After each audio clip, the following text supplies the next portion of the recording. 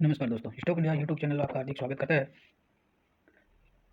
आज हम इस वीडियो में लेकर आए हैं आईसीआई प्रूडेंशियल के क्वार्टर 2 रिजल्ट की अपडेट। तो चलिए दोस्तों बात करते हैं ICI prudential life insurance company की। तो ये आज 513 के पर ट्रेंड कर रहा है स्टॉक और आज इसमें कोई तेजी नहीं है स्टॉक में। और अगर हम बात करें आईसीआई प्रूडेंस के क्वार्टर 2 के जो रिजल्ट हैं वो अनाउंस हो गए हैं और क्वार्टर 2 के जो रिजल्ट हैं वो काफ़ी बेहतरीन रिजल्ट रहे हैं। हालांकि जो ईयरली जो रिजल्ट हैं वो अभी डाउनग्रेड में है।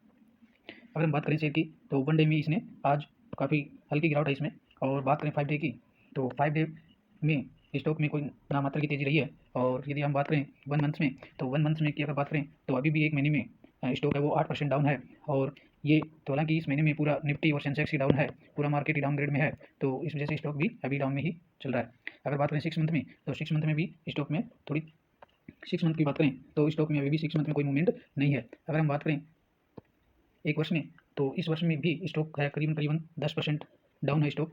लेकिन ये एक इंश्योरेंस सेक्टर की एक बेहतरीन कंपनी है। और एचडीएफसी के बाद में हम देखें तो आईसीआई प्रूडेंशियल ही एक बेहतरीन कंपनी है और मैक्सिमम टाइम में और इस कंपनी में अच्छे रिटर्न जनरेट करके दिए हैं। और मैक्सिमम देखें तो अभी तक स्टॉक ने अपने निवेशकों को और अपने शेयर होल्डर्स को 65% का रिटर्न दिया है और जो काफ़ी ठीक रिटर्न कहा जा सकता है। यदि हम स्टॉक की तुलना एचडीएफसी लाइफ से करें तो स्थिति क्लियर हो जाती है, क्योंकि एचडीएफसी लाइफ भी अपने सेक्टर में लीडर है।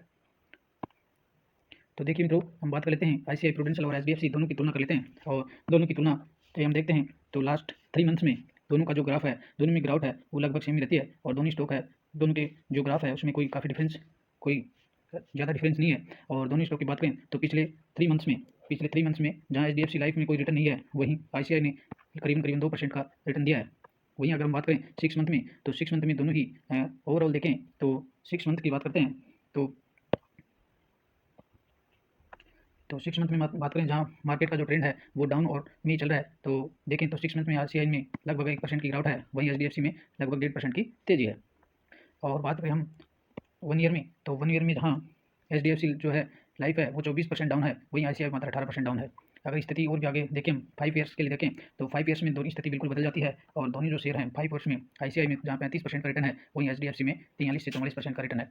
तो ये एक हम देखते हैं कि मैक्सिमम जो स्टॉक्स हैं वो लॉन्ग टर्म में ही बिल्कुल रिटर्न कमा करके देते हैं। और शॉर्ट टर्म में क्योंकि कोई गारंटी नहीं होती है और शॉर्ट टर्म में स्टॉक इन वजह से, टेक्निकल वजह से या अन्य किसी घटना की वजह से भी टूट सकता है और मार्केट ऑल टाइम कभी भी अपर ट्रेंड में नहीं चलता है। इस वजह से रिटर्न होते हैं वो हमेशा लॉन्ग टर्म में ही बनते हैं। तो अगर बात करें हम मैक्सिमम ग्राफ देखते हैं दोनों का, तो मैक्सिमम ग्राफ में स्थिति भी काफ़ी ठीक है। तो हम इसकी अब बात कर लेते हैं आईसीआई की क्वार्टर 2 के जो रिजल्ट आज आ गए हैं, क्वार्टर 2 के जो रिजल्ट अनाउंस हो गए हैं और उसकी हम चर्चा कर लेते हैं और विस्तार से इसका अध्ययन कर लेते हैं। तो मित्रों, हम आ गए हैं आईसीआई के क्वार्टर 2 रिजल्ट पीडीएफ पर आ गए हैं और हम इसमें देख लेते हैं। तो सबसे पहले इसमें बोर्ड ने आपके लिए डिविडेंड है, अंतरिम जो डिविडेंड है उसका अनाउंस किया है। और जो अंतरिम डिविडेंड है आपको 4.5 रुपये पर इक्विटी शेयर की अंतरिम डिविडेंड मिलेगा और जो करीबन बढ़ता है 45% फेस वैल्यू 10 के इसमें। तो फेस वैल्यू के अकॉर्डिंग देखें तो इसमें आपको 45% का अंतरिम डिविडेंड दिया गया है। और ये जो अंतरिम डिविडेंड है वो आपके अंतरिम डिविडेंड है for the financial year and 31 मार्च 23 के लिए है। और ये जो इसकी रिकॉर्ड जो डेट है वो 28 अक्टूबर रखी गई है, 28 अक्टूबर अंतिम डिविडेंड की रखी गई है। और 28 अक्टूबर को ये जिनके डीमेट अकाउंट में होगा उनको वो डिविडेंड के लिए अप्लीकेबल हो सकते हैं।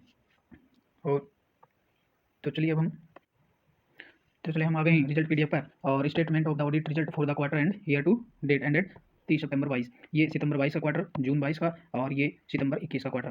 तो हम देखते हैं इंश्योरेंस वाली जो कंपनी होती हैं उनके लिए जो मुख्य जो रेवेन्यू होता है वो प्रीमियम से होता है। जो इंश्योरेंस का जो प्रीमियम होता है उसकी मेन जो आय होती है वो इंश्योरेंस प्रीमियम होती है। तो इसमें ग्रोस प्रीमियम दिया है, तो ग्रोस प्रीमियम देख लेते हैं हम। तो ग्रोस प्रीमियम है तो सितंबर 21 के क्वार्टर में इसमें 450 जो फिगर्स हैं वो लाख में है, तो इसमें देख लेंगे हम। और फिर मोटा मोटा कर लेते हैं 450 लाख। और इसमें जून के क्वार्टर में 552 है और बात करें तो सितंबर क्वार्टर में 530 हो गया। तो इसमें ईयरली तो ईयर टू ईयर बात करें तो जंप है और क्वार्टरली जो है वो बिल्कुल हल्का सा डाउन है। अगर हम टोटल प्रीमियम की बात करें, कंपनी की टोटल जो इनकम है उसकी बात कर लेते हैं, तो टोटल जो इनकम है वो सितंबर 21 के क्वार्टर में 380 थी और फिर जून 22 के क्वार्टर में हो गई 397 और सितंबर 22 के क्वार्टर की बात करें तो 450 हो गई है। तो अगर देखें तो इसमें ईयर टू ईयर भी ग्रोथ है और ये इंक्रीज जो है, और देखें तो क्वार्टर ऑन क्वार्टर भी इसमें ग्रोथ है। अगर हम अब देख लेते हैं कंपनी के टोटल खर्चे, तो टोटल जो खर्चे की बात करते हैं तो हम अब चलते हैं कंपनी के टोटल जो खर्चे हैं। तो टोटल एक्सपेंसिव जो है, टोटल जो खर्चे हैं वो कंपनी का बैठ रहा है 138 लाख, और ये जून 21 के क्वार्टर में, सितंबर 21 के क्वार्टर में, जून 22 के क्वार्टर में 2279, और अगर इस सितंबर क्वार्टर की बात करें तो 10,602। यानी जो कंपनी के खर्चे हैं वो ईयरली भी बढ़े हैं और क्वार्टरली भी बढ़े हैं।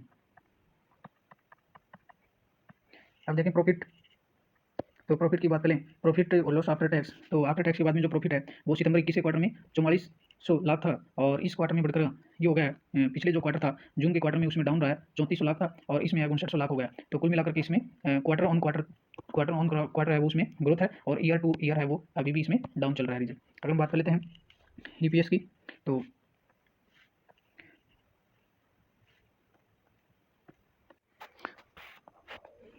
हम बात करते हैं, अब देखते हैं कंपनी के बोरिंग्स, कंपनी पर कितना कर्ज है, तो उधार कितना कंपनी पर। अब बात करें तो सितंबर 21 में 25,500 था, और जून 22 में हो गया 25,500, लगभग बराबर ही चल रहा है दोनों क्वार्टर में, और इस क्वार्टर में घट करके मात्र 3500 हो गया है। तो अगर देखें तो कंपनी ने अपना जो उधार है वो काफ़ी कम किया है। और इसी तरह अगर देखें अब कंपनी का एनपीए देखें, तो इन पे जो इंश्योरेंस वाली जो कंपनी है, बैंक और इंश्योरेंस की जो कंपनियां होती हैं, उनका जो बैलेंस शीट है उसमें अगर हम सबसे महत्वपूर्ण जो चीज़ होती है वो एनपीए होता है। तो एनपीए अगर की बात करें तो ग्रोस एंड नेट जो एनपी है, तो वो कंपनी के पास कोई एनपीए नहीं है फिलहाल। कंपनी है वो कोई पैसा कंपनी का एनपीए घोषित नहीं है, और इस लिहाज से देखें तो कंपनी है वो काफ़ी मजबूत स्थिति में है।